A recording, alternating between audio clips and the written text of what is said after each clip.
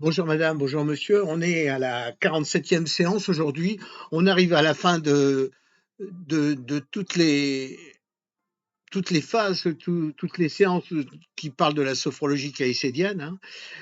Donc là, on va commencer à faire le récapitulatif de la sophrologie caïcédienne et surtout euh, des stades supérieurs, hein.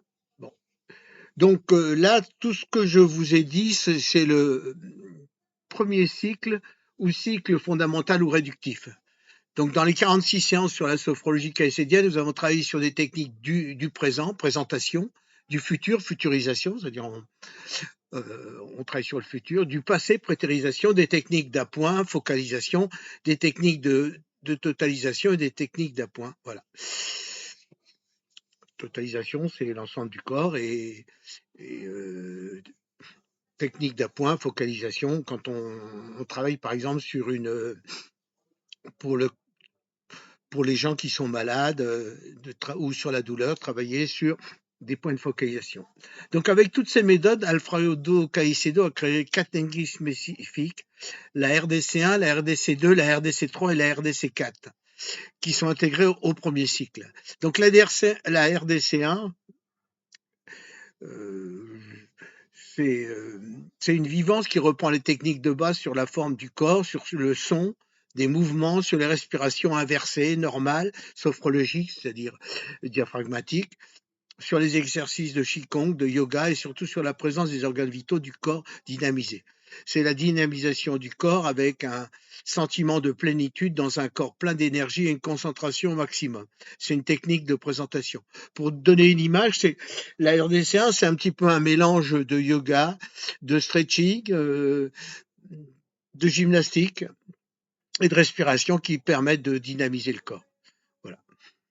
Je ne peux pas la présenter parce que c'est déjà un petit peu plus compliqué. Donc, le but, c'est de vous finaliser les choses. Et puis après, si vous êtes intéressé, vous m'appelez ou vous trouvez un sophrologue à côté de chez vous parce que c'est un petit peu plus difficile. Et puis là, c'est important qu'il y ait un sophrologue qui vous guide. La RDC2, c'est la contemplation de notre corps à partir d'un objet extérieur. La contemplation est une simple constatation passive du phénomène vécu dans la présence. Je suis le sujet, moi par exemple, si je dis, je suis le sujet qui contemple l'objet que je suis, c'est une technique de futurisation. Donc en général, dans ce genre de choses, on, on a par exemple, comme chez moi, j'ai un chêne, et ben je m'imagine que je suis le chêne qui me regarde. Voilà, c'est comme si à la fois ma conscience sortait du corps pour me voir moi en doublement. Voilà. Très intéressant c'est la contemplation et la contemplation c'est aussi évidemment quelque chose qui permet, si vous voulez, d'éviter d'être dans l'excès du sentiment, quoi. Quelquefois c'est quand même bien de pouvoir se dédoubler un petit peu. La RDC3, c'est la rencontre du corps et de l'esprit dans une vivance des 5 parties du corps avec une marche viventielle et contrôlée. C'est une technique de prétérisation. Donc c'est une technique du passé. Et la marche viventielle, c'est une marche que d'ailleurs j'ai fait en Chine, dans un, dans un monastère, où en fait on est présent dans sa marche, dans chaque pas, et on est présent dans son corps.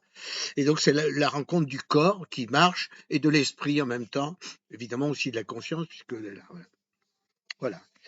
La RDC4, c'est l'activation des valeurs fondamentales, groupéité, sociétale, humanitaire, universalité, valeurs transcendantales, déité, éternité, divinité, qui constituent la nouvelle conscience. Là, on reprend les 32 ou 36 valeurs fondamentales de la conscience qu'on avait vues sur une séance précédente. Voilà. C'est une technique de totalisation de tout l'être. Voilà. Totalisation, ça veut dire tout l'être. Voilà. Donc, c'est drôlement intéressant cette technique du RDC 4. Pourquoi? Parce que l'activation des valeurs fondamentales, c'est aussi finalement se modifier, se transformer, pouvoir être un autre homme ou une autre femme, ou même un autre enfant, à la limite, quand on travaille, un peu, pour pouvoir trouver son chemin, le chemin que l'on veut, et non pas celui quelquefois qui nous a été créé par nos parents, par plein par tout notre vécu quand on était un enfant, où là, on ne pouvait pas encore trop agir sur sa vie, mais là, on peut réellement agir sur sa vie, c'est extrêmement important.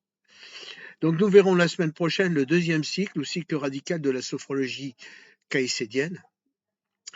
Maintenant, c'est à vous de laquer. Faites vos commentaires afin d'enrichir le débat. Je vous remercie, je vous souhaite une bonne soirée et puis à la semaine prochaine. Merci encore de votre écoute.